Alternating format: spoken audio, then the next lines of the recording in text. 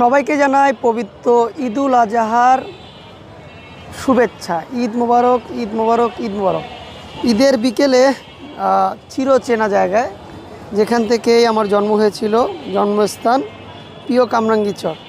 তো আজকে হচ্ছে কামরাঙ্গীরচরের বড়গ্রাম। অনেকটাই বদলে গেছে, দেখতে পাচ্ছেন। আমি যেখানে আমার বাসা সেটাও 4 তলা বিল্ডিং হয়ে গেছে। আর এটা হচ্ছে বড়গ্রাম মোচর। হ্যাঁ, এটা বড়গ্রাম মোচর। তো সবাই ব্যস্ত হচ্ছে ঈদের দিনে, সবাই ব্যস্ত থাকে, মানে বিশেষ করে পবিত্র ঈদুল আজহায়, মানে গরু কাটা নিয়ে ব্যস্ত থাকে আর ভাগ বাটারা নিয়ে ব্যস্ত থাকে।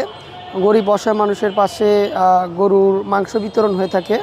আর সকালে ঈদের নামাজের পরেই গরু কাটা ব্যস্ত হয়ে থাকে। আর অনেক দিন পর কামরাঙ্গীরচরকে নিয়ে রিভিউ দিলাম। মানে পুরো ঢাকার ভিতরে হচ্ছে আমাদের কামরাঙ্গীরচর অনেক সুন্দর। বিশেষ করে হচ্ছে খালপাড়, বুড়িগঙ্গা নদীর অপোজিটে, এটা হচ্ছে সুন্দর। সবসময় প্রিয় কামরাঙ্গীরচরকে ফুটিয়ে তোলার চেষ্টা করি। সবাই সাপোর্ট করবেন, বেশি বেশি করে দোয়া করবেন। সব ভালো থাকবেন। আসসালামু আলাইকুম।